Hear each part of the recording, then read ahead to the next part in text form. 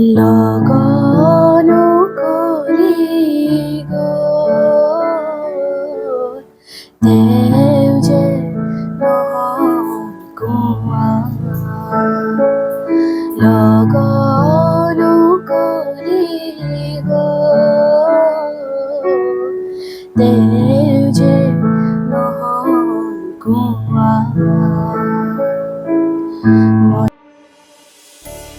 পদুমৰ পাতত 838টা স্বস্তিক আঁকি এছিয়া বুক অৱ ৰেকৰ্ডছত নাম অন্তৰ্ভুক্ত শিৱসাগৰৰ ধ্যানী দৃষ্টি কাশ্যপৰ।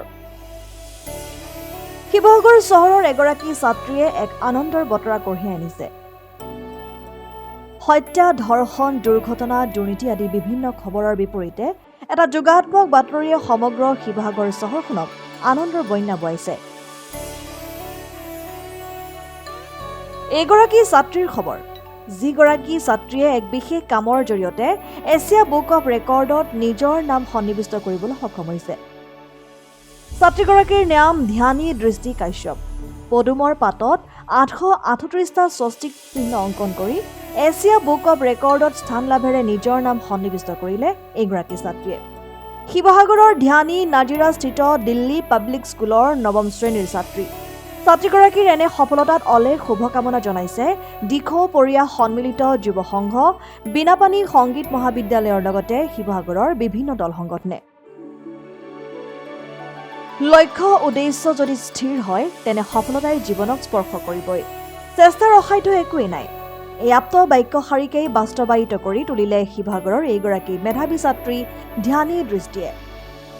শিৱসাগৰ নগৰৰ 8 নং ৱাৰ্ডৰ সমাজকৰ্মী তথা বিশিষ্ট ব্যৱসায়ী মনোজ হাজৰিকা আৰু ময়ূৰী শৰ্মা হাজৰিকাৰ কন্যা দৃষ্টি কাশ্যপৰ এনে সফলতাত পিতৃ মাতৃয়ে ৰাইজৰ আশীৰ্বাদ বুলি মত পোষণ কৰে।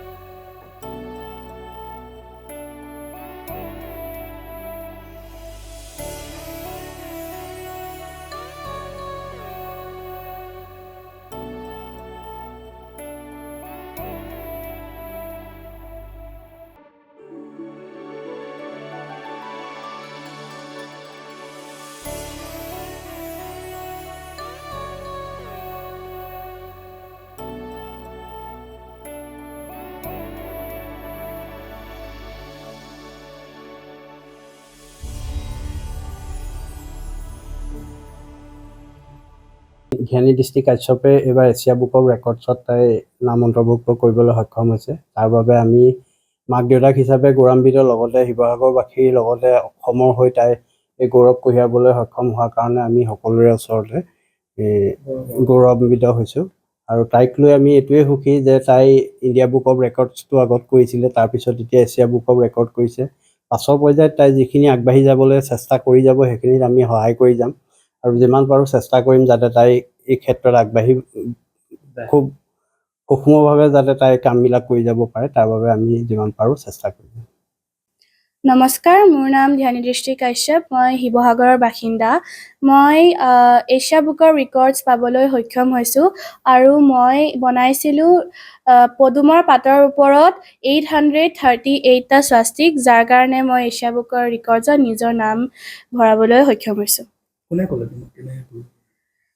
মোৰ মায়ে এইটোৰ বিষয়ে মোক আইডিয়া দিছিলে আৰু মই দেউতায়ো মোক হেল্প কৰিছিলে, বিকজ আমি গোটেই ফেমিলি মেম্বাৰ্ছখিনিয়ে মিলি ইমান ইউনিক আইডিয়া এটা লৈ আহিছিলোঁ। পদুমৰ পাতৰ ওপৰত বনোৱাটো আমাৰ ডিচাইডেড হৈ গৈছিলে, বাট আমি কি বনাম বুলি মোৰ মায়ে মোক সেইটো ইনস্পিৰেশ্যন দিছিলে যে তুমি স্বাস্তিক্স বনোৱা বুলি। ইয়াৰ আগতেও তুমি কিবা মই এইবাৰ যেনেকৈ এছিয়া বুকৰ ৰেকৰ্ডছ পালোঁ, মই তেনেকৈ আৰু আগবাঢ়ি যাব বিচাৰোঁ, যেনেকৈ ইণ্টাৰনেশ্যনেল বুকৰ records, Limca book of records, আৰু যদি পৰা হয় মই নিজৰ নামটো গিনিজ বুকৰ ৰেকৰ্ডছতো উঠাবলৈ ট্ৰাই কৰিম। তুমি ইয়াৰ বাহিৰে আৰু কিবা কিবি কৰা নেকি? মই গান গাওঁ, মই আৰ্টো কৰোঁ, লগতে মই ইনষ্ট্ৰুমেণ্টছ বজাওঁ, পিয়ানো বজাওঁ, গিটাৰ বজাওঁ আৰু ইউকুলেলে বজাওঁ।